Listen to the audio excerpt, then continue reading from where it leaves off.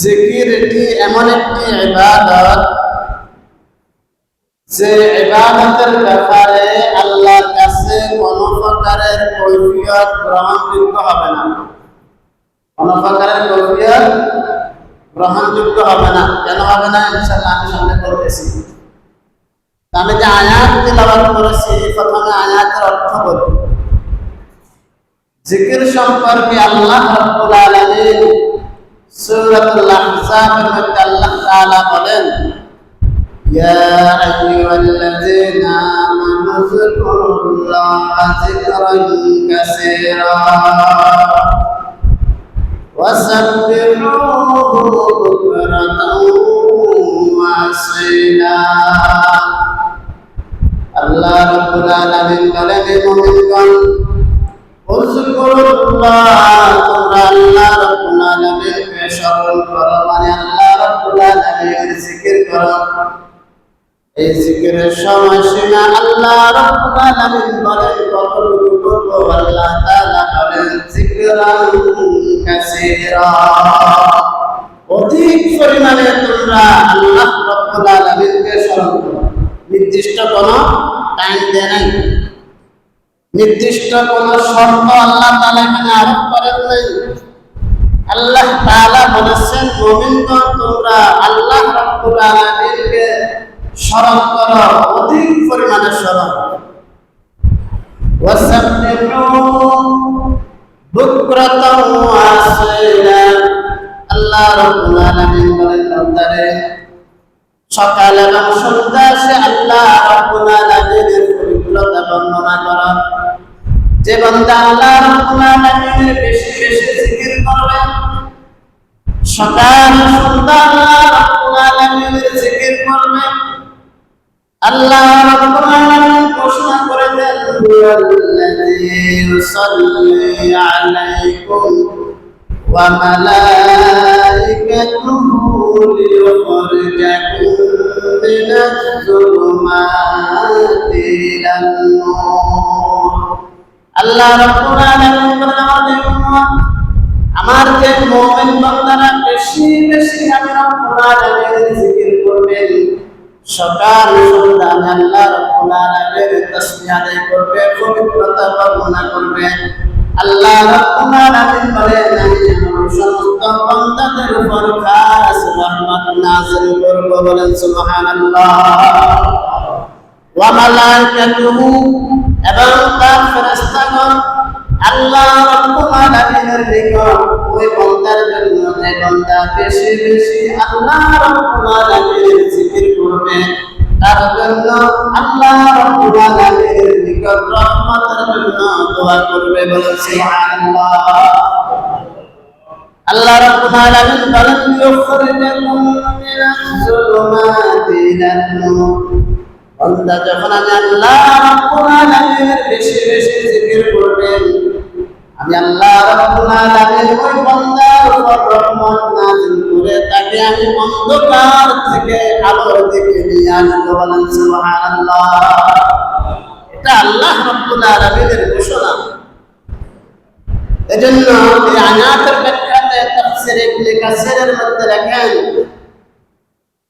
রাইসুল মুফাসসির আব্দুল্লাহ ইবনে আব্বাস রাদিয়াল্লাহু তাআলা বর্ণনা করেন, আল্লাহ রাব্বুল আলামিন যত ইবাদত বান্দার উপর ফরজ করেছেন, নির্দিষ্ট টাইম, নির্দিষ্ট কিছু শর্ত আছে না নাই? বলেন, নামাজ দৈনিক কয় ওয়াক্ত? কথা বলি, নামাজ দৈনিক কয় ওয়াক্ত? 5 ওয়াক্ত। কখন কিভাবে পড়বেন? নির্দিষ্ট টাইম আছে না নাই? এখন কি ফজর নামাজ পড়তে হবে? আবার আসরের নামাজ পড়লে কথা বলতে হবে? একটা টাইম আছে, নির্ধারিত টাইম আছে। আবার ফজরের নামাজ ফরজ করে দেয় 2 রাকাত। কোনো বান্দা মুহাব্বত দেখাতে গিয়ে যদি একসাথে ফজরের নামাজ 4 রাকাত পড়ে, হবে? কথা হবে?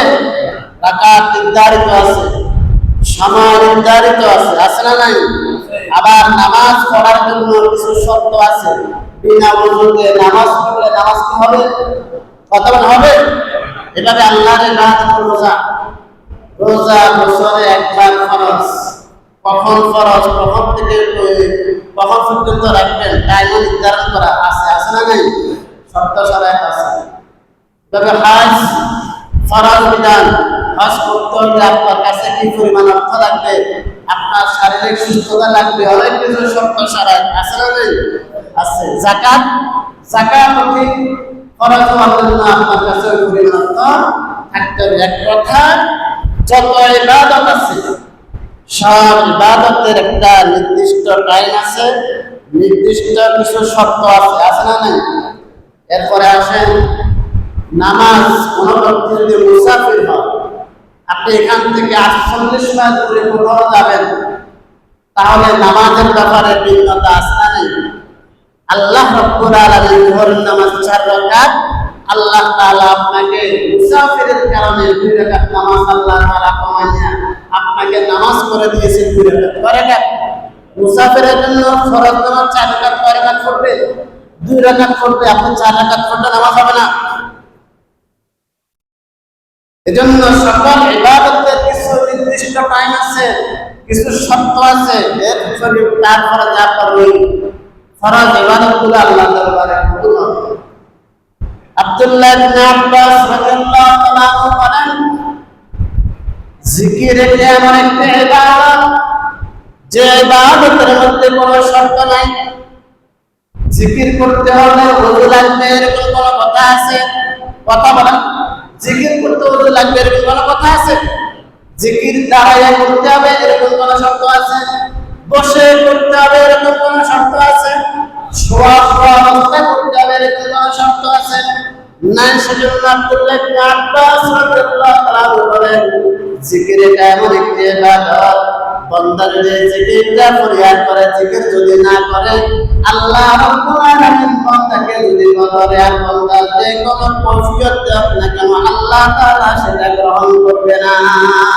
কারণ রাব্বুল আলামিন বলবেন, আরে বান্দা, আমি আল্লাহ রাব্বুল আলামিন জিকিরটা এমন একটা ইবাদত বানাই দিলাম যে ইবাদত করতে কোনো প্রকারের শর্ত লাগে না, যে ইবাদত করতে ওযু লাগে না, মুদ্রা যে ইবাদত তুই দাঁড়াই চাইলে করতে পারবি, যে ইবাদত তুই মনে চাইলে বসে করতে পারবি, যে ইবাদতটা তুই মনে চাইলে শোয়া অবস্থায় করতে পারবি, যে ইবাদতটা তুই মনে চাইলে হাঁটতে হাঁটতে চলাফেরা অবস্থা করা যাবে। যাবে কি যাবে না বলেন? জিকির এমন একটা ইবাদত, মানুষ যখন অসুস্থ হয়ে যায়, মানুষ যখন দাঁড়াইতে পারে না, তখন নামাজ কিন্তু বসে বসে পড়ার বিধান আছে, আছে না নাই? কিন্তু জিকিরের ব্যাপারে কি এরকম কোনো শর্ত আছে? বসে করতে হবে, দাঁড়াইয়া করতে হবে, এরকম কোনো শর্ত আছে? নাই। অসুস্থ হলে পড়া যাবে না, এরকম কোনো শর্ত আছে? নাই। এজন্য রাইসুল মুফাসসির আব্দুল্লাহ ইবনে আব্বাস রাদিয়াল্লাহু তাআলা বলেন, জিকির এটা এমন একটি ইবাদত যে ইবাদত বান্দা যদি না করে আর আল্লাহর দরবারে সে কোনো প্রকার ওযর পেশ করলে সেটা আল্লাহ গ্রহণ করবে না, সেটা গ্রহণ করবে না। কারণ আপনি জিকির লা ইলাহা ইল্লাল্লাহ, লা ইলাহা ইল্লাল্লাহ, লা ইলাহা ইল্লাল্লাহ, আপনি রাস্তা দিয়ে একা একা হাঁটেন, আপনি পড়েন, কোনো অসুবিধা হবে না, আপনার হাঁটার কোনো ডিস্টার্ব হবে না। আপনি এখান থেকে কোথাও যাবেন সফরে, গাড়িতে বসে বসে আপনি জিকির করেন, কোনো প্রকার আপনার ডিস্টার্ব হবে না, বরং আপনার জন্য লাভবান হবে। আপনি যে গাড়িতে বসে আল্লাহ রাব্বুল আলামিনকে স্মরণ করবেন, আল্লাহর জিকির করবেন, আল্লাহ রাব্বুল আলামিন আপনাকে বিভিন্ন প্রকারের দুর্ঘটনা থেকে হেফাজত করবে। করবে কি করবে না বলেন? এজন্য জিকির যে কোনো মুহূর্তে করতে পারবেন। আর জিকির এটা এমন একটি ইবাদত যে ইবাদত সম্পর্কে আল্লাহর হাবিব বলেন, ক্বালা রাসূলুল্লাহ সাল্লাল্লাহু আলাইহি ওয়াসাল্লাম, আফজালুয যিকরি লা ইলাহা ইল্লাল্লাহ। আল্লাহর হাবিব বলেন, সর্বোত্তম ইবাদত, সর্বোত্তম জিকির হলো লা ইলাহা ইল্লাল্লাহ। এমন একটা কালিমা আল্লাহ তাআলা বানাই দিলেন, যে কালিমাটা আপনি দেখেন একদম কাফের, কথার কথা তার 70 বছর বয়স হয়েছে, এই 70 বছর বয়সের মধ্যে সে দুনিয়ার নাফরমানি করছে না? কথা বলেন না কেন? করছে না?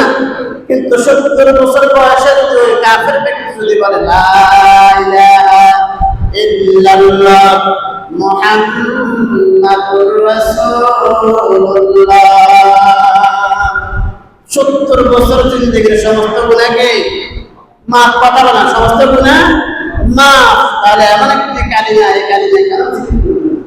এজন্য বাবারা বয়স হয়ে গেছে, হাঁটতে হাঁটতে জিকির করেন, বসা অবস্থা করেন, দাঁড়ানো অবস্থা করেন, সময় এভাবে অল্প ওজন করে সময়গুলো কাটাবেন না। মসজিদে আসে এক কোনায় বসে আপনি জিকির করেন, যখন সময় পান জিকির করেন।